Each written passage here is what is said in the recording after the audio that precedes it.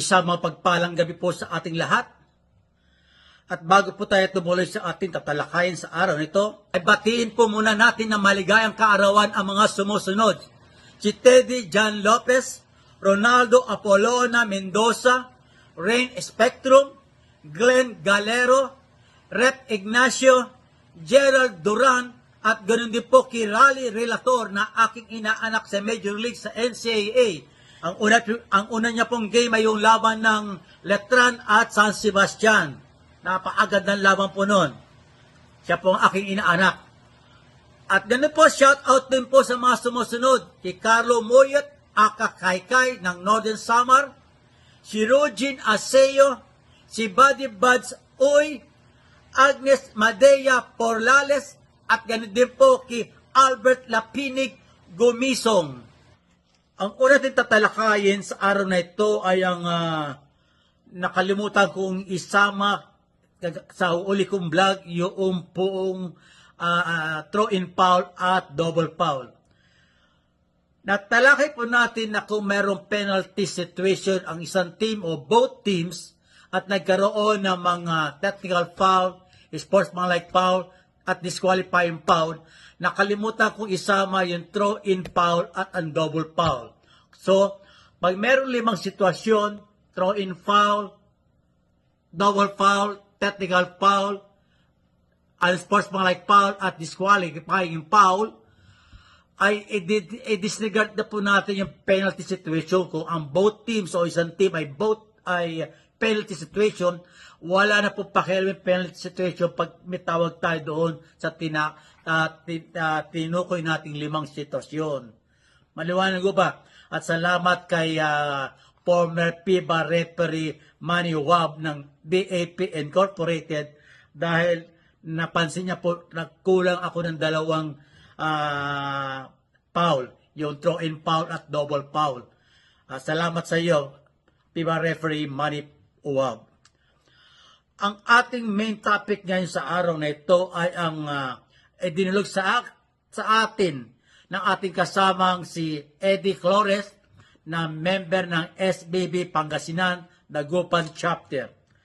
Ito po ang kanyang sinanggunit sa akin na aking copy-paste. Ang sabi niya po doon, "Good day po, Sir Carlito.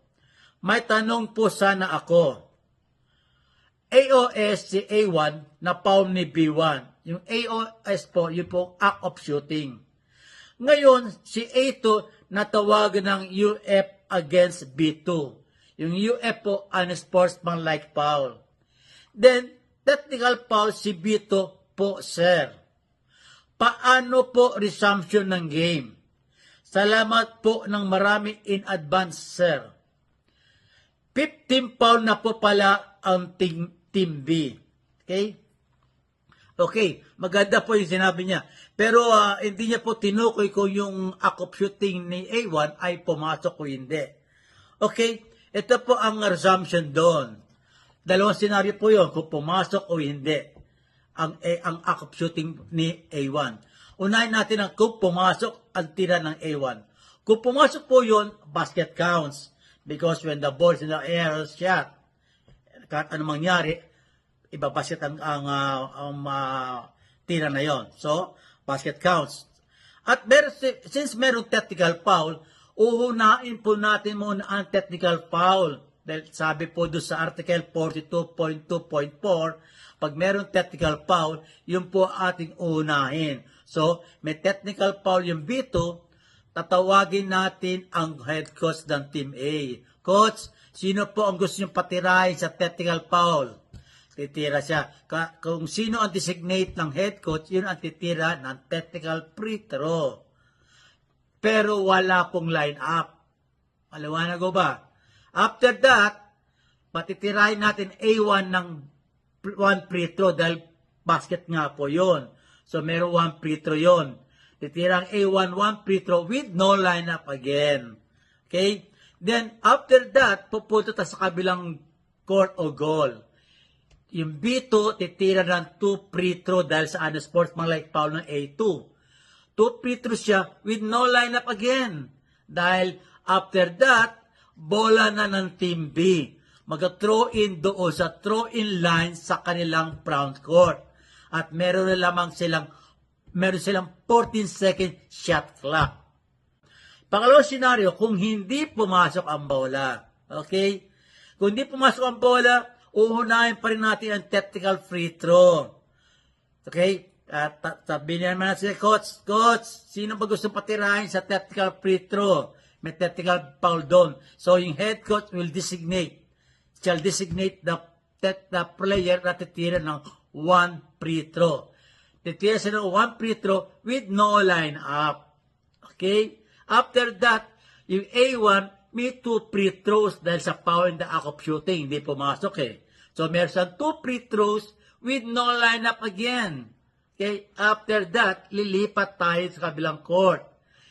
Okay? Yung B2, titira ng 2 free throws with no lineup ulit. Walang lineup dahil unsportsmanlike foul. Okay? Then, bola ng Team B. Ang throw-in nila doon sa throw-in line, doon pa rin sa front court nila. At sila ay merong 14 seconds shot clock. Maliwanag ko ba? Yung po ang ating maikling aralin sa araw nito at naway naunawaan natin naman ito. At by the way, sabi doon ni Eddie Flores, 15 pound na po yung team B. Yung pong penalty, katulad tinalakay natin kanina na una, wala na po kinalaman dito yon. Disregarded na po yon. Kaya wala na po yon. Walang saysay. Maliwanag ko ba? Yan pong ating maikling aralin sa gabing ito. At naway, wag natin makalimutang mag-like, mag-follow, mag-share, at mag-subscribe sa aking YouTube channel.